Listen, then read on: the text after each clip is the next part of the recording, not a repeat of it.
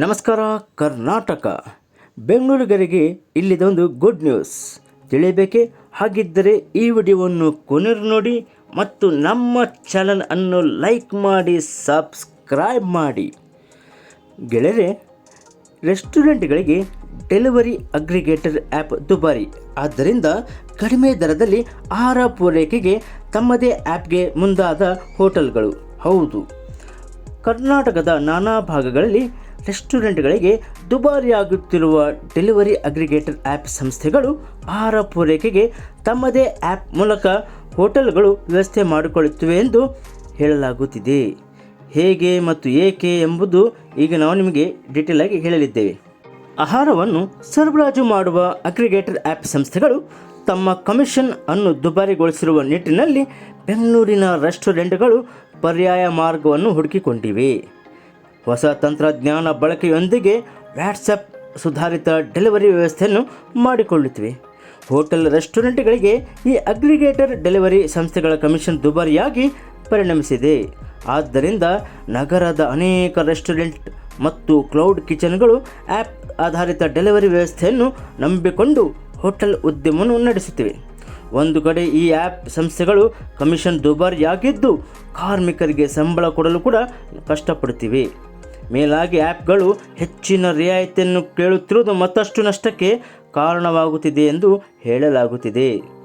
ಈ ಆ್ಯಪ್ ಸಂಸ್ಥೆಗಳು ಗ್ರಾಹಕರ ವಿವರಗಳನ್ನು ರೆಸ್ಟೋರೆಂಟ್ಗಳೊಂದಿಗೆ ಹಂಚಿಕೊಳ್ಳುತ್ತಿಲ್ಲ.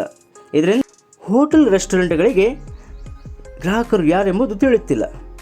ಆದ್ದರಿಂದ ಈ ಎಲ್ಲ ಕಾರಣಗಳಿಗೆ ಅನೇಕ ರೆಸ್ಟೋರೆಂಟ್ಗಳು ತಮ್ಮದೇ ಸ್ವಂತ ಡೆಲಿವರಿ ವ್ಯವಸ್ಥೆ ಮಾಡಿಕೊಳ್ಳಲು ಚಿಂತನೆ ನಡೆಸಿವೆ. ಅನೇಕ ರೆಸ್ಟೋರೆಂಟ್ಗಳು ಇದಕ್ಕಾಗಿ ತಾಂತ್ರಿಕ ಪಾಲುದಾರರೊಂದಿಗೆ ಚರ್ಚೆ ನಡೆಸುತ್ತಿವೆ ಎಂದು ಹೇಳಲಾಗುತ್ತಿದೆ. ಈಗಾಗಲೇ ಅನೇಕ ಹೋಟೆಲ್ಗಳು ಆಹಾರ ಡೆಲಿವರಿ ಮಾಡಲು ತಮ್ಮದೇ ವಾಟ್ಸಪ್ ವ್ಯವಸ್ಥೆ ಮಾಡಿಕೊಂಡಿದ್ದು ಯಶಸ್ವಿಯಾಗಿವೆ ಎಂದು ಹೇಳಲಾಗುತ್ತಿದೆ. ಇದರಿಂದ ಹೋಟೆಲ್ನವರಿಗೂ ನಷ್ಟ ಇಲ್ಲ, ಗ್ರಾಹಕರಿಗೂ ಹೊರೆ ಆಗುತ್ತಿಲ್ಲ ಎಂದು ಹೇಳಲಾಗುತ್ತಿದೆ. ಇನ್ನು ಆ್ಯಪ್ನಲ್ಲಿ ಹಾಯ್ ಹೇಳಿ ಮೆನುವನ್ನು ಬ್ರೌಸ್ ಮಾಡಿ ಬೇಕಾದನ್ನು ಆರ್ಡರ್ ಮಾಡಿದರೆ ಸಾಕು. 3-5 ಕಿಲೋಮೀಟರ್ ವ್ಯಾಪ್ತಿಯೊಳಗೆ ಕೇವಲ 25-30 ರೂಪಾಯಿ ಚಾರ್ಜ್ ವಿಧಿಸಿ ಪೂರೈಕೆ ಮಾಡುತ್ತಿವೆ. ಇನ್ನು ಉದ್ಯಮದಲ್ಲಿ ಯಶಸ್ಸು ಗಳಿಸಲು ಇದೊಂದು ತಂತ್ರವಾಗಿದೆ. ಮೂರನೇ ವ್ಯಕ್ತಿಯ ಮೇಲೆ ಅವಲಂಬಿತರಾಗುವುದರ ಬದಲು ತಮ್ಮದೇ ವ್ಯವಸ್ಥೆ ಇದ್ದರೆ ಗುಣಮಟ್ಟದ ಆಹಾರ ಮತ್ತು ತ್ವರಿತ ಸೇವೆಯನ್ನು ಒದಗಿಸಬಹುದು ಎನ್ನುವುದು ಸಾಬೀತಾಗಿದೆ. ಇದರಿಂದ ಉಂಟಾಗುವ ಲಾಭವನ್ನು ಗ್ರಾಹಕರಿಗೆ ವರ್ಗಾಯಿಸಿದರೆ ಶಾಶ್ವತವಾಗಿ ಗ್ರಾಹಕರನ್ನು ಅನುಕೂಲ ಮಾಡಿಕೊಳ್ಳಲು ಸಾಧ್ಯವಾಗುತ್ತದೆ ಎಂದು ಹೇಳಲಾಗುತ್ತಿದೆ. ಇನ್ನು ಸ್ಥಳೀಯವಾಗಿ ಆಹಾರ ಪೂರೈಕೆ ಮಾಡುವ ಪದ್ಧತಿಯನ್ನು ಅನೇಕ ಹೋಟೆಲ್ಗಳು ಇಂದಿಗೂ ಉಳಿಸಿಕೊಂಡಿವೆ. ಅಗ್ರಿಗೇಟರ್ ಆ್ಯಪ್ಗಳು ಬರುವ ಮುಂಚೆ ಒಂದು ದೂರವಾಣಿ ಕರೆ ಮಾಡಿದರೆ ಸಾಕು, ಪಿಜ್ಜಾ ಹೋಟೆಲ್ಗಳು ಎಲ್ಲ ಡೆಲಿವರಿ ಕೊಡ್ತಿದ್ದವು. ಇಂದಿಗೂ ಕೆಲವು ಕಿಲೋಮೀಟರ್ ವ್ಯಾಪ್ತಿಗೆ ಈ ಸಂಪ್ರದಾಯವನ್ನು ಉಳಿಸಿಕೊಂಡಿದ್ದು ಆಹಾರ ಪೂರೈಕೆ ಮಾಡುತ್ತಿವೆ. ಇದರಿಂದ ನಿಷ್ಠಾವಂತ ಗ್ರಾಹಕರ ಪಡೆ ನಿರ್ಮಾಣವಾಗುತ್ತಿದೆ ಎನ್ನುತ್ತಾರೆ ಹಳೆಯ ಹೋಟೆಲ್ ಮಾಲೀಕರು. ಇನ್ನು ರೆಸ್ಟೋರೆಂಟ್ಗಳಿಗೆ open network for digital commerce ನೆರವಿಗೆ ಬರುತ್ತದೆಯಾದರೂ ತುಂಬ ದೂರಕ್ಕೆ ಡೆಲಿವರಿ ಮಾಡುವ ವ್ಯವಸ್ಥೆ ಇಲ್ಲ ಎನ್ನಲಾಗುತ್ತಿದೆ. ಕೆಲವು ರೆಸ್ಟೋರೆಂಟ್ಗಳು ONDC ಜೊತೆ ಕೆಲಸ ಮಾಡುತ್ತಿದ್ದು ಹೋಟೆಲ್ ಅಥವಾ ಗ್ರಾಹಕರಿಗೆ ತೊಂದರೆಯಾಗದ ಹಾಗೆ ಪರಾಮರ್ಶೆ ನಡೆಸುತ್ತಿವೆ.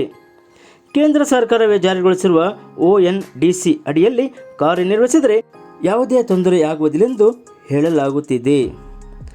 ಗೆಳೆಯರೆ, ವಹಿವಾಟಿಗೆ ಧಕ್ಕೆ ಆಗದ ರೀತಿ ಹಾಗೂ ಹೆಚ್ಚು ಹೊರೆಯಾಗುವ ಮಾರ್ಗವನ್ನು ಬಳಸಿಕೊಳ್ಳಲು ಹಲವರು ಮುಂದಾಗಿದ್ದಾರೆ. ತಂತ್ರಜ್ಞಾನ ಆಧಾರಿತ ಕಾಲದಲ್ಲಿ ಇನ್ನೂ ಹೊಸತನ್ನು ಕಲಿತು ಅದನ್ನೇ ಉದ್ಯಮಕ್ಕೂ ಬಳಸಿಕೊಳ್ಳಲು ಹಲವರ ಅಭಿಪ್ರಾಯವಾಗಿದೆ.